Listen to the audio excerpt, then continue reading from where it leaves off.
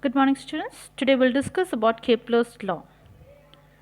Johann Kepler had given three rules describing the positions and the location of the orbits.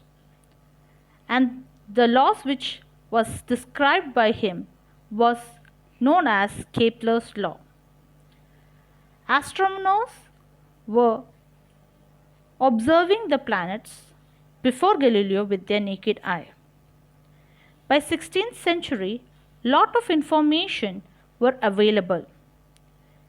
Using the information available to him, Johann Kepler stated certain laws describing planetary motions, and that rules were known as Kepler's law. Before we study about Kepler's law, let's have a brief introduction about ellipse. How do we define an ellipse? An ellipse is a set of all points in a plane, the sum of whose distance from two fixed points in the plane is constant. I repeat the definition. This is the figure of ellipse. The definition says, an ellipse is a set of all points in a plane, the sum of whose distance from two fixed points in the plane is constant. If we have this point B, so F1B plus F2B, the sum of these two distances will be equal to F1A and F2A. If we add F1B plus F2B will be equal to F1A plus F2A.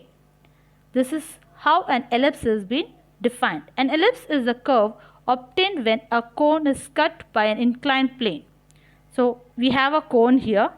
Using an inclined plane, if we cut the cone, we get an ellipse. In an ellipse, this line is known as the major axis, and this vertical line, which is comparatively smaller, is known as the minor axis. The ellipse has two foci equidistant from the center. The ellipse is having two foci which is equidistant from the center. So suppose F1 and F2 are the two focuses which are equidistant from the center. When the major axis and minor axis are of same length, then it is circle, and when the both foci are at the same place, that is what we get for a circle.